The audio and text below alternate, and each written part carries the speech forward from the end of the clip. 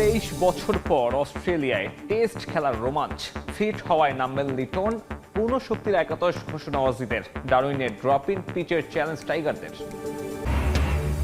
দেশের কোনো টেলিভিশন চ্যানেলে সম্প্রচার হবে না অস্ট্রেলিয়া সিরিজ। একটি অ্যাপে দেখতে পাবেন দর্শকরা। স্কোয়াডে যোগ দিতে ঢাকা ছাড়লেন শরীফুল, ফিরে আসবেন জাকের ও মুশফিক হাসান।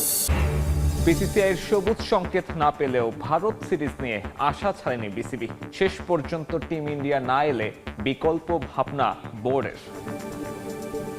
ডারউইনে শুরু হচ্ছে বাংলাদেশের অস্ট্রেলিয়া মিশন।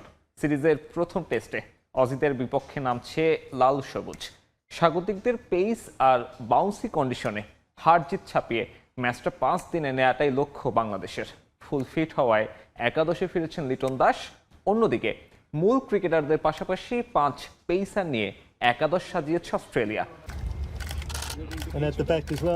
হাসি মুখে দুই অধিনায়কের ট্রফি নিয়ে ফটো সেশন। ডারউইন টেস্টের আগের দিন ফুরফুরে মেজাজে পেট কামিন্স ও নাজমুল হোসেন শান্ত। শক্তিমত্তায় দুই দলের অবস্থান দুই দিকে।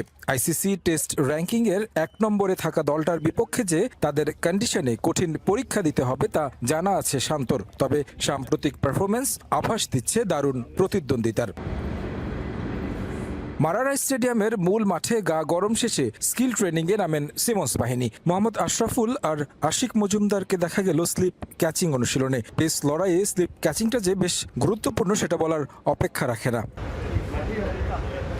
উইকেট নিয়ে আলোচনা হয়েছে অনেক। গ্রাসি উইকেটে দায়িত্বটা থাকবে বোলারদের, তবে ব্যাটসম্যানদের খেলতে হবে লম্বা ইনিংস। সেই গুরুত্বই দিলেন টাইগার অধিনায়ক। নর্মালি অবশ্যই উইকেটে ঘাস আছে, বাট আমার মনে হয় উইকেটটা ভালো হবে। সো এখানে বোলিং এবং ব্যাটিং দুই দিকেই সাহায্য থাকবে, বাট আমার মনে হয় বোলাররা হয়তো একটু বেশি বেনিফিট পেতে পারে। সো উইকেট দেখে ভালো মনে হচ্ছে। আমার মনে হয় বোলিং এবং ব্যাটিং দুই দিক থেকেই চ্যালেঞ্জ থাকবে, চেষ্টা করতে হবে দুই দিক থেকে ভালো করার। অজিদের মাটিতে টেস্ট খেলার সুযোগ হয় কালে ভাদ্রে। শান্ত লাকি অধিনায়ক সেই সুযোগটা পেয়েছেন।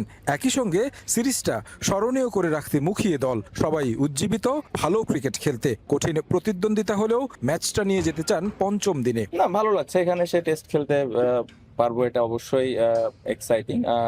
ওইখান থেকে হেঁটে আসার বিষয়ে খুব বেশি এমন কিছু কাজ করে নাই, বাট হ্যাঁ আমার মনে হয় যে অবশ্যই এটা আমাদের জন্য অনেক বড় অপরচুনিটি। আমরা তো প্লেয়ার হিসেবে 5 দিন ক্রিকেট খেলতে চাই, 5 দিন ভালো ক্রিকেট খেলতে চাই, প্রত্যেকটা সেশন বাই সেশন খেলতে চাই, যেটা নর্মালি আমরা সবসময় বলে থাকি। প্রথম টেস্টের আগে নির্ভর অজিরা অনুশীলনটাও রেখেছে ঐচ্ছিক। যে দু একজন এসেছেন তারাও ফিল্ডিং আর হালকা অনুশীলনে সময় কাটিয়েছেন।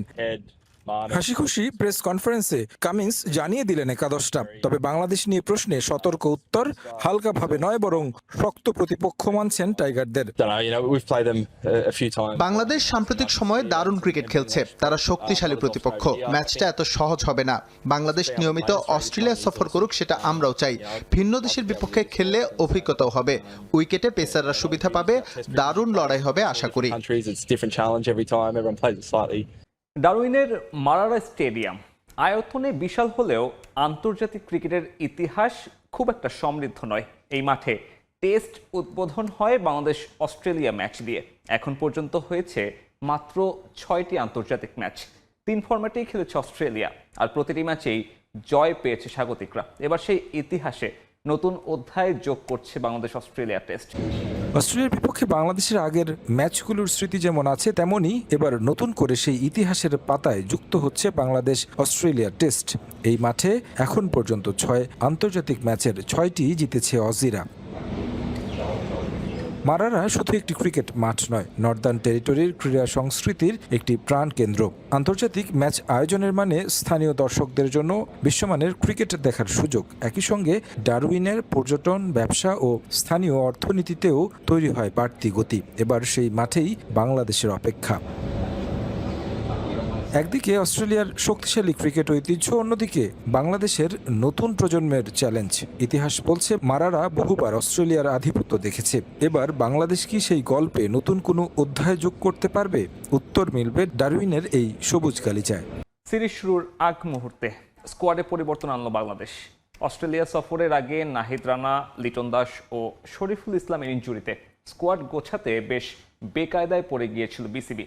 এই 3 তারকাকে ছাড়াই প্রথম টেস্টের স্কোয়াড ঘোষণা করেন নির্বাচকরা। তবে নাহিদ ছিটকে গেলেও লিটন ও শরীফুলের ফেরার সম্ভাবনা ছিল শুরু থেকেই। তবুও তাদের দুজনের বিকল্প হিসেবে জাকির আলী অনিক ও মুশফিক হাসানকে ডারউইন টেস্টের দলে রাখা হয়। কিন্তু ম্যাচ শুরুর আগের দিন বিসিবি জানিয়েছে ইনজুরি থেকে সেরে উঠেছেন লিটন কুমার দাস। দলের সঙ্গে ডারউইনের অবস্থান করায় প্রথম টেস্টে খেলতেও কোনো বাধা নেই তার। এদিকে ফিট হয়ে উঠেছেন শরীফুল ইসলামও। স্কোয়াডে যোগ দিতে অস্ট্রেলিয়ার উদ্দেশ্যে রওনা দিয়েছেন তিনি। তবে দেশে ফিরে আনা হচ্ছে জাকের ও মুশফিক হাসানকে। ঢাকায় এসে এ দলের সাউথ আফ্রিকা সফরের জন্য প্রস্তুতি নেবেন তারা। বাংলাদেশ ভারত সিরিজ নিয়ে এখনও আশাবাদী বিসিবি। বিসিসিআইয়ের পক্ষ থেকে কোনো প্রকার সবুজ সংকেত না মিললেও নিজেদের অংশে ইতিবাচক মনোভাবই রাখছে বাংলাদেশ ক্রিকেট বোর্ড। এমনটাই জানিয়েছেন মিডিয়া কমিটির চেয়ারম্যান আসিফ সিরাজ রব্বানী। তবে কোনো কারণে ভারত যদি না আসে, সেই একই স্লটে অন্য কাউকে এনে সিরিজ আয়োজনের বিকল্প ভাবনাও আছে বোর্ডের অন্তর্মহলে। রাজনীতির সঙ্গে ক্রিকেট মেলালে তার অবস্থা কি দাঁড়ায় তা দেখার জন্য খুব দূরে তাকানোর কিছু নেই। পার্শ্ববর্তী ভারত পাকিস্তান তার জ্বলন্ত উদাহরণ। দুটো দেশের একের পর এক হঠকারিতায় এশিয়ার ক্রিকেট এখন হাইব্রিড মডেলে বিভক্ত। এবার হয়তো সেখানে যোগ হতে যাচ্ছে আরও একটা নতুন দ্বৈরথ, বাংলাদেশ ভারত। আগামী 1 থেকে 5 সেপ্টেম্বর 3টা ওয়ানডে এবং এরপর 3টা টি-20 খেলতে ঢাকায় আসার কথা ছিল টিম ইন্ডিয়ার। কিন্তু দুবার পেছানো সিরিজটার ভাগ্য এবারও প্রসন্ন নয়। কারণটা প্রতিবারের মতোই, খেলার মাঠ নয়, পুরোটাই রাজনৈতিক। অন্তর্বর্তীকালীন সরকার চলে গিয়ে নতুন নির্বাচিত সরকার আসার পর ধারণা করা হয়েছিল এবার হয়তো গলবে বরফ। কিন্তু 5 আগস্ট দিল্লিতে হয়ে যাওয়া বাংলাদেশের রাজনৈতিক কার্যক্রম নিষিদ্ধ সংগঠন আওয়ামী লীগের সংবাদ সম্মেলনের পর আবারও বদলে গেল পরিস্থিতি। আরও একবার রাজনীতি এলো ক্রিকেটের 22 গজে। এখন বিসিসিআই থেকে পরিষ্কার জানিয়ে দেয়া হয়েছে সিরিজ নিয়ে কোনো প্রকার সিদ্ধান্ত নেবে না ভারতীয় বোর্ড। সে অধিকার দেশটির সরকারের। বিসিবি থেকে নানাভাবে যোগাযোগ করা হলেও কোনো গ্রিন সিগন্যাল দেয়নি দিল্লি। উল্টো বুধবার রাতে সেপ্টেম্বরের মাঝামাঝি আফগানিস্তানের বিপক্ষে নিজেদের সিরিজ নিশ্চিত করে বার্তা দিয়েছে ভারত এবং আফগান বোর্ড। এই অবস্থায় বাংলাদেশ ভারত সিরিজ কার্যত বাতিল হয়ে গেলেও আনুষ্ঠানিক বার্তা না আসায় আশাবাদী বিসিবি। যখন ঘোষণা দেওয়ার মতো একটা স্টেজে যাব তখন ইনশাল্লাহ আমরা জানাবো। বাট আমরা আমাদের চেষ্টা চালাচ্ছি বা এরকম একটা পর্যায়ে আছে। তো এখনই কি অবস্থায় আছে এটা আমরা, আমার মনে হয় আরও 2-4 দিন গেলে বা এটা আর কিছুদিন গেলে আমরা এটার একটা আপনাদেরকে কনক্রিট আপডেট দিতে পারবো। সেটাই ভালো হবে, এখন কমেন্ট না করে। বাংলাদেশে না এলে ভারত খালি বসে থাকবে না। স্লট ফাঁকা যাওয়া মানেই আর্থিক ক্ষতি, তা কোনোভাবেই হতে দেবে না বিসিসিআই। তাই তারা ইতোমধ্যে ভেবে ফেলেছে বিকল্প। বিসিবি জানালো একই ভাবনা আছে তাদেরও। বাংলাদেশ ভারত সিরিজ অবশ্যই মার্কেটিং পার্সপেক্টিভ থেকে অনেক লুক্রেটিভ একটা সিরিজ, সব দিক থেকে। এবং এখানে ধরেন ফাইন্যান্সিয়াল বলেন, আদার অ্যাসপেক্ট, সব দিক থেকে এটা একটা খুবই তাৎপর্যপূর্ণ ছিল, সিগনিফিকেন্ট। তো সেই ক্ষেত্রে যদি কেস সিরিজ না হয় তো সেখানে তো কিছুটা লুজার বিসিবি হবেই। বাট ইনশাল্লাহ আমরা অন্যভাবে এটাকে কভার করা যায় কিনা আগামীতে সেটা চেষ্টা করব। ক্রিকেট মাঠের এই লড়াই আপাতত আটকে আছে কূটনীতির জটিল সমীকরণে। সিরিজটা আদৌ হবে কিনা তা জানতে তাই অপেক্ষা করতে হবে আরও কয়েকটা দিন। প্রথম টেস্ট খেলতে মাঠে নামলো বাংলাদেশ ও অস্ট্রেলিয়া।